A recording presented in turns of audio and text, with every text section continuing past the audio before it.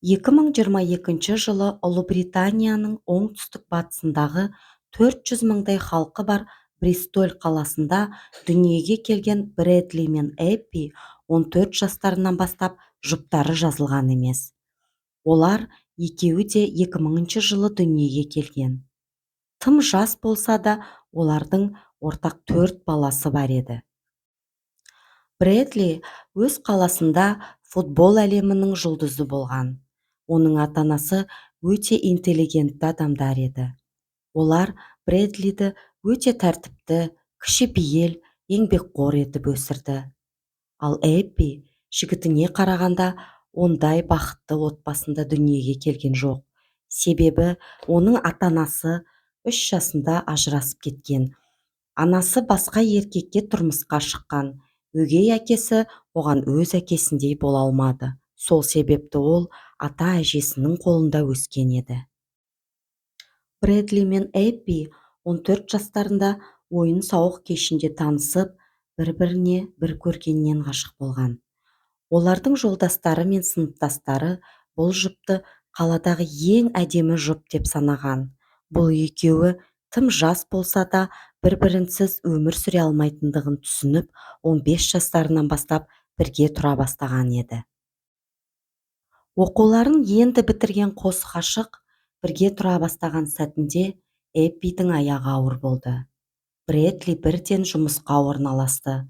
Ол еден төсеуші болып жұмыс істеді. Ал Эппи бір атақты сайтта жақсы ақша таба бастады. Ол өзінің ашық-шашық фотоларын сайтқа жүктеп, өзіне жалған Барби атты лақат атпен сайт ашып, қомақты ақша таба бастады. Ол тіпті бір жылдың ішінде 60 мың ақш долларын тапқан. Бірақ уақыт өте келе, оның орнын сайтқа тіркелген жас қыздар басып озған. Сол себепті Эппи бұл атақты сайттан енді ондай қаражат таба алмады. Екеуі жақсылы жаманды бірнеше жыл бірге тұрды. 4 балалы болды.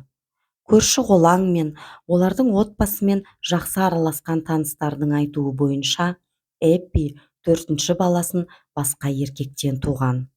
Негізі, 2-ші баланы дүниеге әкелген соң, Эппидің мінез-құлқы бірден өзгере бастаған. Әрқашанда күліп ойнап жүретін Эппи өте ашуланшақ бола бастады. Ол балаларын күйеуіне тастап, түнгі клубтарға да шыға бастады. Бір кездері Брэдли әйелінің тыйым салынған наркотикалық заттарды қолданып жүргенін көріп қойған. Сол кезде үйінде үлкен жанжал шығып, бұл 2 жас ажырасуға дейін барған.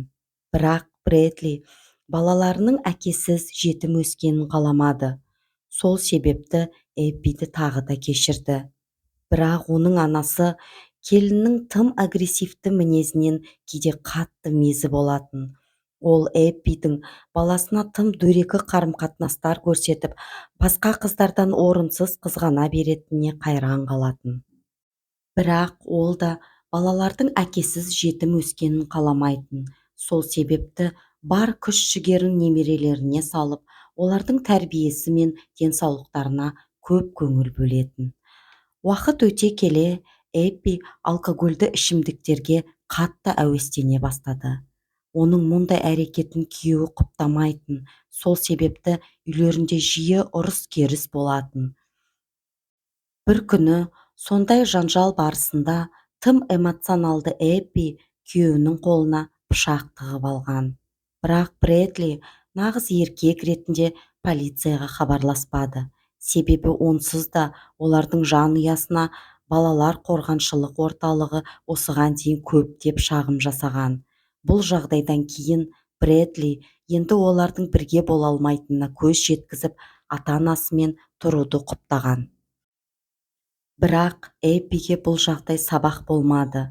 Ол Instagram мен TikTok желісінде оқырмандарына Брэдлиді жамандап қана қоймай, күйеуі оны 4 баласымен жалғыз тастап кеткенін, және де оған үнемі қол көтеріп, басқа қыздармен оның көзіне шөп салатынын айтып, жалған ақпараттар берген. Осы жағдайдан кейін 6 күннен соң Эппи күйеуіне хабарласып, саябақта кездесіп сөйлесуін өтінген. Бредли бірден келісіп кездесуге келген. Оның ойынша, бұлардың ажырасуынан балалар зардап шекпеу керек еді. Екеуі жақын жердегі барға барып, біраз ішімдік ішкен. Содан соң Эппи күйеуіне бүгін соңғы рет онымен бір түн өткізуін сұранған. Бұл күні кешкі сағат 8-дер шамасында Эппи үйдің алдына жүгіріп шығып, қатты жылап жедел жәрдем шақырған. Ол келген полиция өкілдеріне Бредли өз-өзіне пышақ салып алғанын айтқан. 22 жасар Бредлидің өмірін аман алып қалу үшін дәрігерлер барын салған, бірақ ол мүмкін болмады.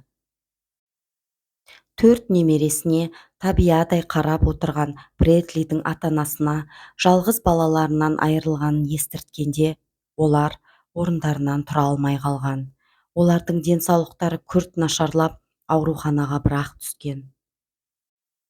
Басында ештеңені мойындамай отырған Эппи 5 күннен соң полицияға күйеуінің жүрек тұсына жанжал барысында пышақ салғанын мойындаған.